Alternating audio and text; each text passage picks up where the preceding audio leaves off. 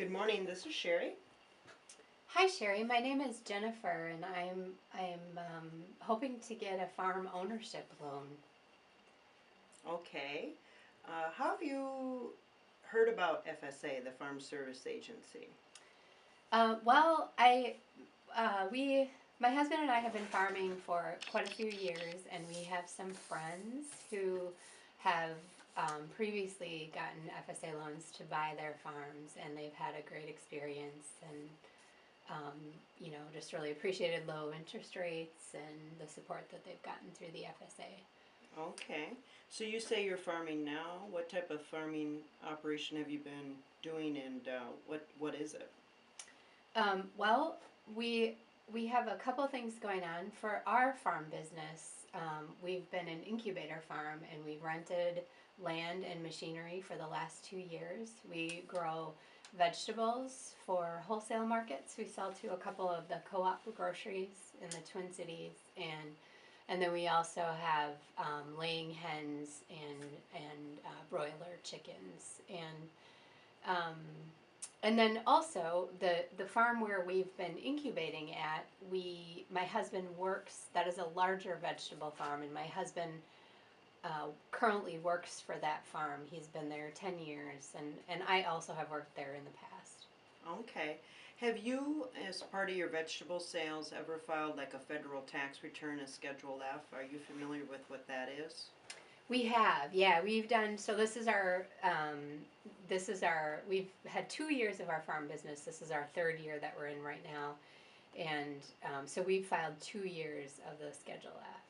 Okay, that's important to know because one of the eligibility criteria to have a direct farm ownership loan through FSA is to have at least 3 years of management experience, and we can go into that. But one of the easy ways to verify that is to look and see if you've had a Schedule F. And a Schedule F is a recording of your farm income and expenses. Okay. So it sounds like you've had 2 full years of that, and you're in your third production cycle. And so for FSA, if you're in your third year of production, you would qualify as far as eligibility once you complete it, 3 years of production. Or you can substitute one of the 3 years, and the two substitutions could be, let's see, it could be education. So you have a degree in something in farming and education, so we could substitute one of the 3 years for that. And or if you've had actually like business management experience, or maybe it wasn't in farming, but it could have been, oh, you're a manager of a gas station where you actually supervise people. That would be supervision. It's possible we could substitute one of those 3 years for that. Or I often get calls from people that, and I'm in Wisconsin, so I use Wisconsin examples, is let's say you've been the dairy herd manager, but you've never filed a Schedule F because the income went to the dairy operation, but you have the necessary experience, then we can substitute that experience for one of those 3 years. So that's general eligibility that we're answering there.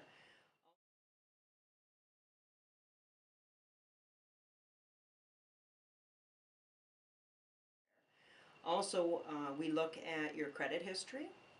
So you and your husband, you said, would be applying for this loan? Right. Yes. And would you both have good credit history? We do have good credit history for the most part. We have really worked. We pay everything on time. Our main source of debt is my student loans, and those are all up to date.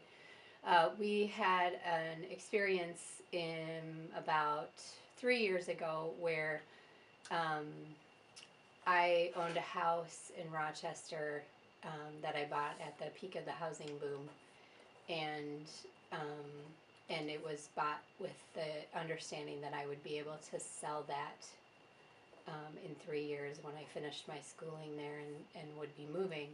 And of course, the housing market really tanked after 2005, um, and so it was like a townhouse. It really kind of like halved in value. It just went down a lot, and so I rented the place for a few years, and then You rented it out. I rented it out. So you had that income. Yeah, I rented it out to my mom for a while, and to some other friends for a while, and then the opportunity came about that a management company wanted to buy my place as well as the neighboring place, and but of course they didn't want to pay the they didn't want to pay what I owed on it. They wanted to pay the current market value.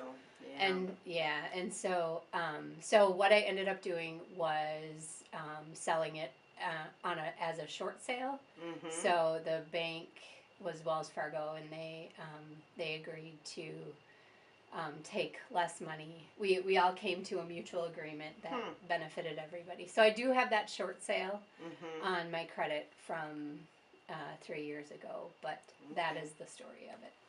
So if you apply for an FSA loan, we may ask you to do a write-up and provide some kind of documentation about that, because it sounds like that's probably one exception to your good credit history. Would that be true?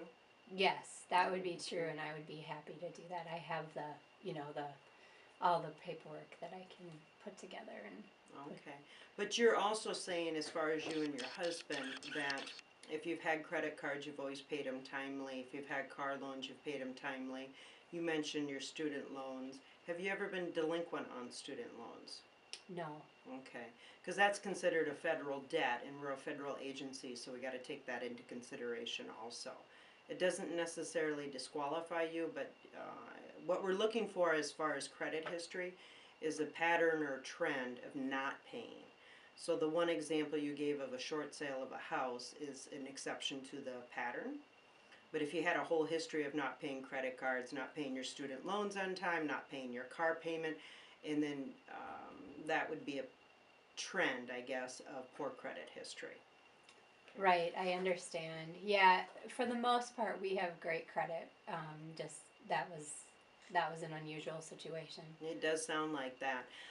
What FSA looks at is that we do not just rate on credit scores. We actually don't consider scores at all. What we do is look at the overall trend of your credit history.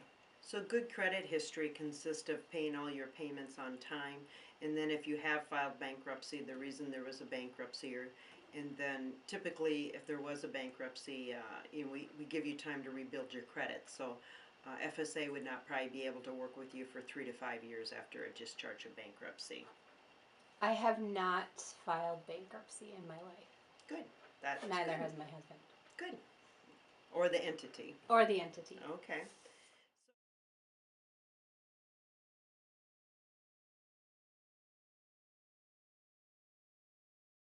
So it sounds like you and your husband would be applying for a farm ownership loan to buy this farm.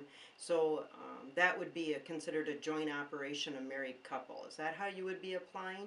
Or are you going to develop or have something like an entity of some sort, a C corporation or an LLC? We do have an LLC. Our farm is incorporated as an LLC. Oh, it's already been established. Yes. You've gotten articles of incorporation. You have the business address and all of that. Right. Oh, we do. Yeah. Okay. And then one of the ways FSA looks at that is on an annual basis you update your records, and you need to have the LLC in good standing. And I imagine your LLC is in good standing. It is. Yeah. Yes. So that would be part of your application where you fill out the application. You would actually fill it out as an LLC, not as a married couple. Okay. So that's an entity. Yeah. So what FSA does as far as the farm ownership loans, we have a couple different ways we can do that. But when you're calling me and talking to me, it sounds like what you're interested in is a direct farm ownership loan. And that is kind of an easy example of that, is where the money and all the paperwork comes from FSA, and then I would service your loan. We also offer the guaranteed program. I'm not sure if you've heard of that, but that's actually where you go to a bank and they participate in the guaranteed program, and the money and the paperwork comes from them. They service your loan. And then what FSA does is the lender will send us an application and we put a guarantee on it up to 90%. So if you default or have a loss on that farm, the government actually reimburses the lender up to 90% of the loss. But it sounds like from everything you're telling me so far, because you don't have the down payment, that you're looking at 100% financing basically from the Farm Service Agency. That's what we're hoping for. And we actually approached another conventional lender um, and met with them and have received a denial from them due to two things.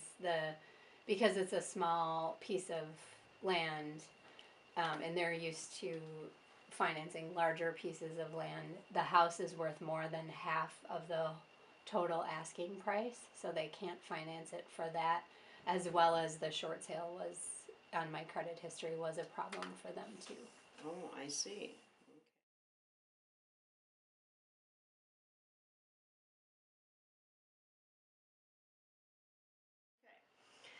So you don't own any livestock then? Well, no, we have Okay. chickens. Okay, We the have laying minor. hens and Okay. yeah, but Okay. nothing huge. Okay. Is there non-farm income? There is non-farm income as well. Yes, Okay. I have a job off farm. Yes. So how that works when you do a cash flow is the LLC would have the farm income and expenses. And then typically when you have an LLC, you don't have your personal living, owner withdrawal, family living, you don't include that. You call that a management fee. And usually with a startup operation, the business is not able to pay for management fee or their family living, giving back to management. So on a typical startup operation, that's what I would call yours, is that you're going to need some non-farm income to pay for your personal expenses. And it sounds like you've already got that covered, or you have non-farm employment, and you're going to continue to do that. Yes. Okay. And then going back to your vegetable sales, so you have some contacts and you're wanting to purchase this farm, and FSA would like to assist you on purchasing this farm. But if you don't already have like a written contract with grocery stores or farmers markets, or where your vegetable sales would be, quite often I ask the customer or the applicant to get something called an intent to do business. Are you familiar with that? I'm not. An intent to do business is where you, the applicant, talks to a grocery store and saying that you're able to produce, let's say, 3,000 pounds of spinach a year. Are you interested in purchasing that? Well, you don't actually have had a chance to produce it yet, but the grocery store would write something up saying for the 2017 production year, they're interested in purchasing the spinach from you at whatever the going rate is, and then let's say it's $3,000, and then I can use that intent to do business. I can use that $3,000 for your cash flow. So it's one way of saying they do have, they don't have a contract yet because they don't own the farm, and they won't be able to obtain that until they're on the farm and can do everything, but they do have buyers that are interested in what they can produce. Do you think that's something you could ask for or develop? Because I think you're talking like $40,000 to $50,000 worth of vegetable sales, right? Right. Yeah, absolutely. We're really fortunate to have some good relationships with the co-op groceries, and I'm sure that we would be able to obtain some statements from various stores, the produce managers that would commit to buying more. We're hoping as we have more capacity on our new farm to produce more. And so we would be able to grow more, and then I'm sure that they would be willing to buy more.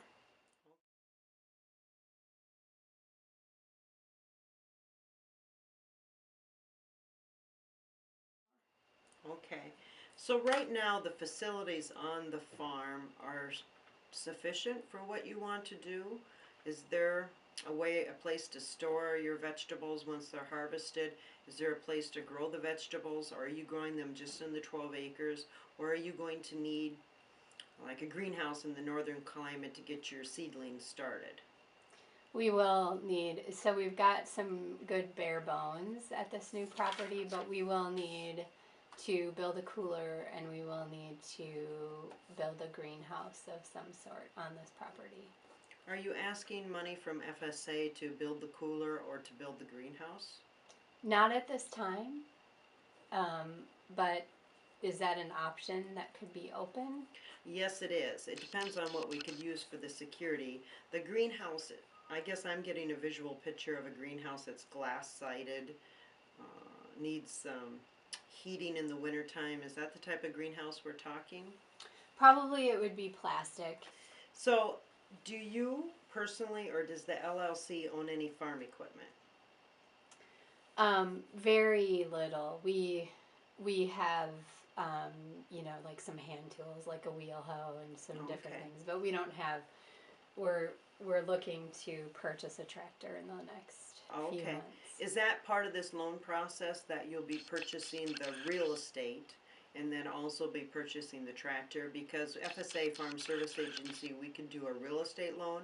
In addition to that, we could do a term note, an operating term note for a tractor. Okay, I don't think we'll need that at this time, but is that something that we could pursue in the future? Sure, sure. Okay. At this point, you're going to use hand tools. So when you get tired of that, you'll pursue a tractor. Right. Okay.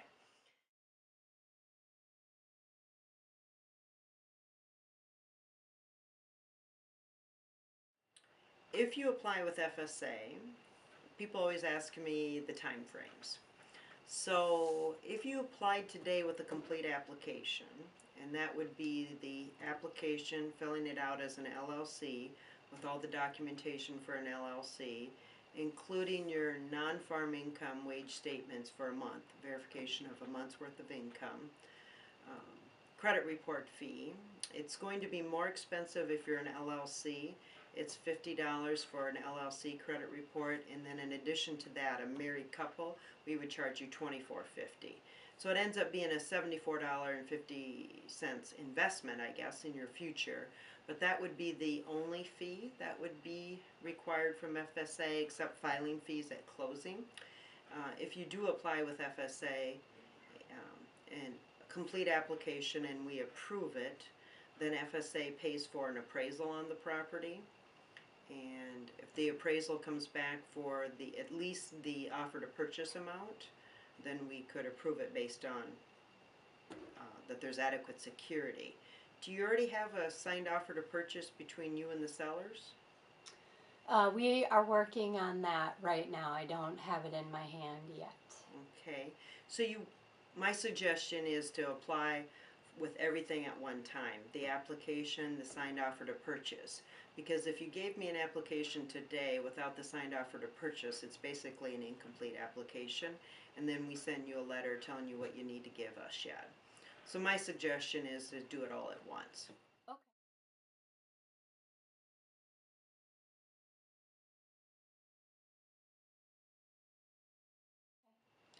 Then FSA orders the appraisal, it comes back, it's an acceptable appraisal.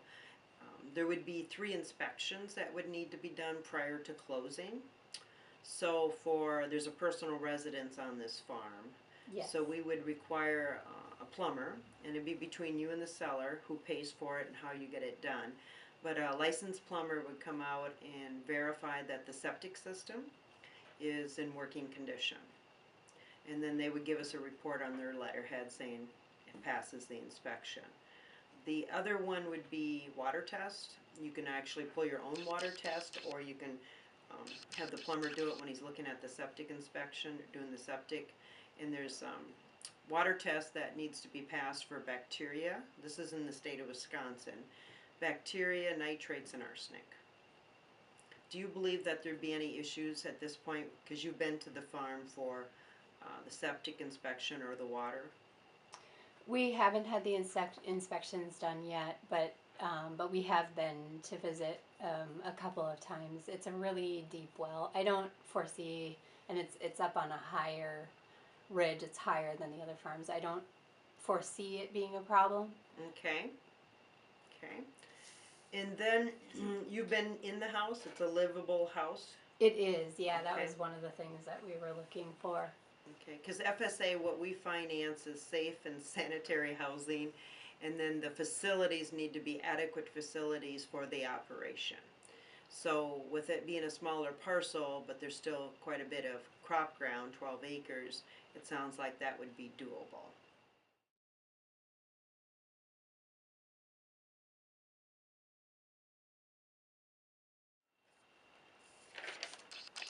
So as I go along the process of filling out the application, and if I have questions, who do I contact? Well, you can contact me. You can either call me back like you're talking to me now, or you could, you have my email information. You could send me an email, or you could come to a local county office to ask me the questions. When your paperwork's complete, you can do the same. You can either email it or drop it off or mail it to our office. Okay, that sounds great. And then how, you might have already covered this, but this has been a lot of information. How long does this process take? Well, I'd like to believe it's quicker than it is, but if you actually applied today with a complete application and I looked through it for feasibility, which is whether it cash flows, and we had all the, the non-farm income verified, we pulled a credit report, we were able to verify everything, and I worked on your cash flow. That typically is 10 days to 2 weeks to put all that together. And then I would also need to come out and visit the farm to verify that it's suitable for FSA financing. And then after it's approved, I would order a real estate appraisal, and the appraisers get 30 days to complete an appraisal.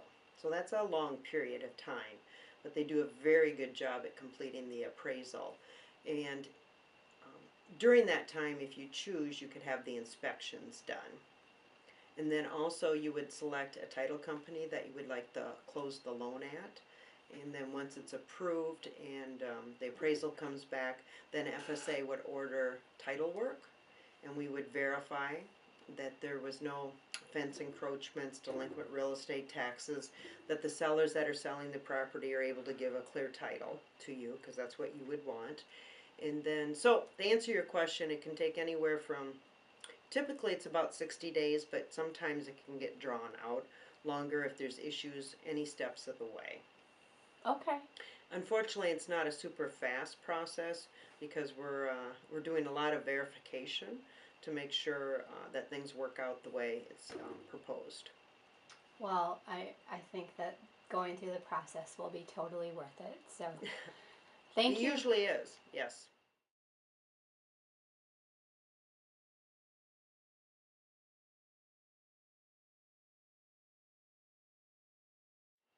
Thank you for all of your time and all of your information. Is there anything else so you'll email me the application? Yes, but when Okay. you send that information back, please make sure you include your credit report fee in there. Okay. And there needs to be a check, and then I think that's all I can think of right now. You're going to find a form in there that says describe your training experience, your farm training experience. And that can be as elaborate as you want, or it can be as minimal as you want. But realize that myself and others could be looking at that, and we're looking to determine eligibility and to see that you have the necessary experience and knowledge to take out this farming operation. So I've actually had several applicants that have done lots of different things. Some of them have attached their resume. Others have attached their college transcripts. You can do all of that. And others have kept a whole list of every farm visit, every farm tour, every webinar, everything that they've ever attended as far as what they want to do. In your case, vegetable operation, and they've attached that too. Internships, apprenticeships, that all helps.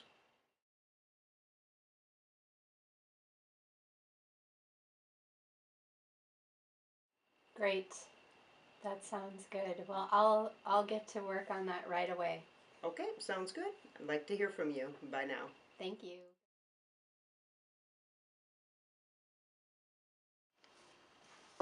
Jennifer, Hi, Sherry. pleased to meet you. Nice to meet you too. Why don't you come on in? Thanks. We'll take a seat here. Looks like you brought your application in. I did. How was that filling out the paperwork? Well, it takes some time, but you were really helpful in answering my questions. If I had any questions, I emailed you, and Mm-hmm. you were really quick to respond. So I appreciated that. And yeah, I think we have everything that we're Yeah. needing here. Looks like we just need a signature on this one. Okay.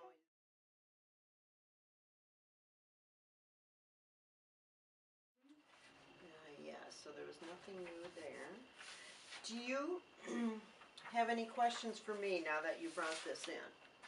So what are my next steps, now that I've turned this in? Application in? to you? Yeah. So what I'll do next is we'll get it in our computer system. Okay. And then I see you gave me a fee for the credit report. I'll pull a credit report.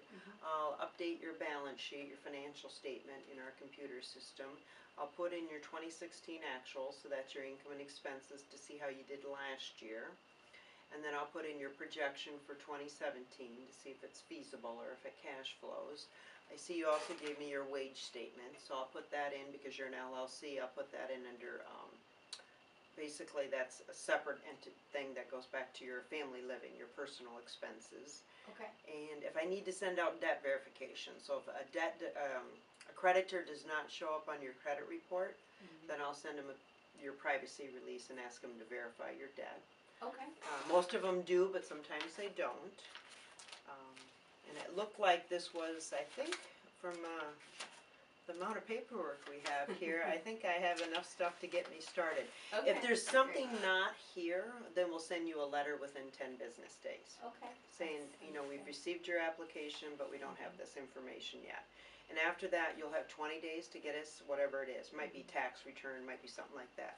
Okay. And then after that 20 days, if you do not get that to us, then what we'll do is send you one final letter. You'll get 2 incomplete letters. And if you don't give us all that information, then your application will be withdrawn. Okay. Okay. Sounds good. But bringing it in is great. I like that, putting a face to the name. Yeah. And then also just taking a look at what we have here. And as soon as I can get to it and get through it and let you know, the letters will come to you by regular mail. Okay. But I may call you if I have a question on something or just email you saying I just don't understand this. Okay. And then, should I go ahead and schedule the inspections and that sort of thing for my farm property? I wouldn't do that or put any money into it until you know for sure if it was approved. Okay. And you'll know it's approved because you'll get an approval letter.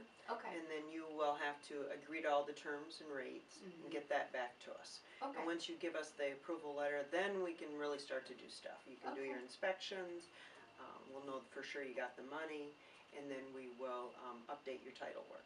Great. Okay? Sounds really good. Okay, sounds good too. Nice meeting you. Yeah, thanks for your work. Thanks, bye now.